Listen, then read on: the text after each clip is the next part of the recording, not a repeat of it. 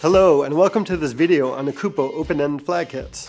One of the grip's responsibilities is non-electric lighting and light modification. The grip achieves this by using flags or gobos, short for go-betweens, that are placed between the light source and subject. There are many different types of flags available, but the main categories are blocking light, reflecting light, reducing light, and diffusing light.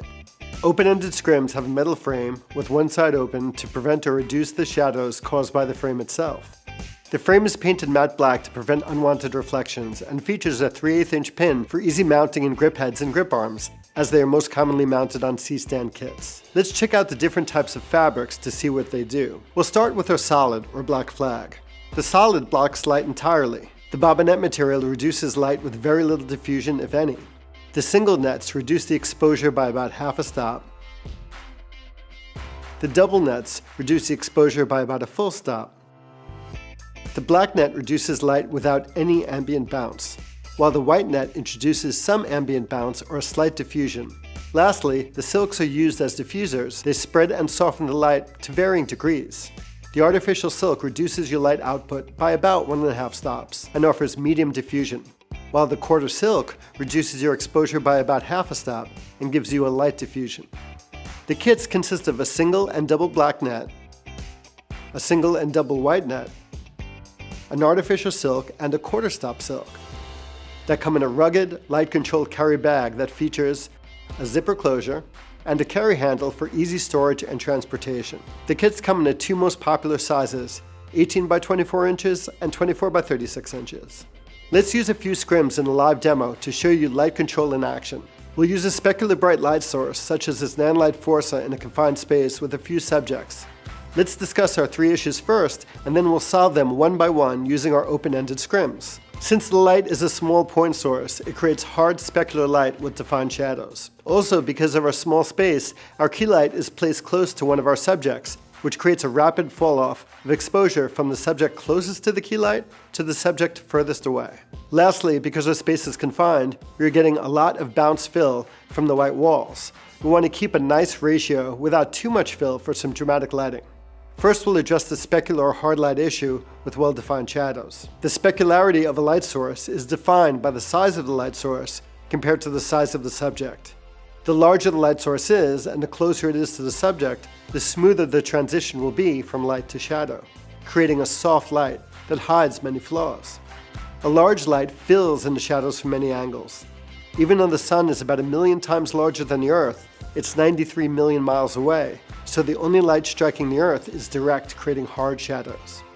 On an overcast day, the clouds diffuse and scatter the light, making it soft and almost shadowless.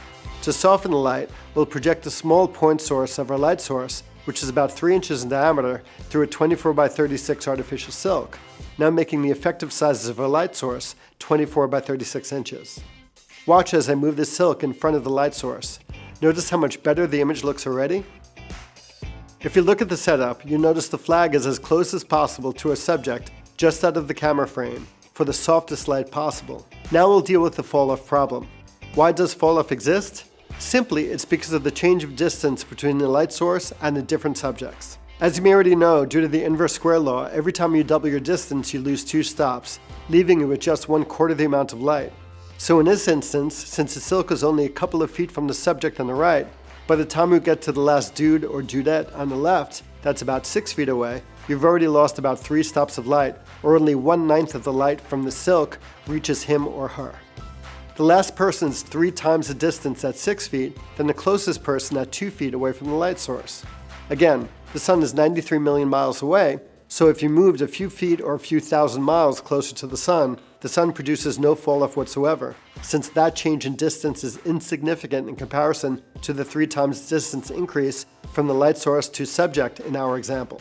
We're going to use 2 double black and double white nets open edge and block the light hitting the closest subject, and we'll use just a single black on the middle subject to even out the exposures for all 3 subjects. Notice how the lighting becomes more even from the closest subject to the furthest? Lastly, there's way too much fill, ambient bounce, or reduction of dramatic shadows because of the white wall is so close to our farthest subject. So we'll use a solid or black flag to create a negative fill that acts like a rectangular black hole that sucks up the light. We'll place the solid as close as possible to the subject to prevent reflection, restoring our rich dramatic shadow detail. This video shows you a few examples of how you could dramatically control your light with these awesome scrim kits. Go out and pick up a couple and take your lighting to the next level with Kupo Grit. Now that's a wrap. Thanks for watching. When it comes to your image making dreams and your grip equipment, at Kupo we like to say, never let go.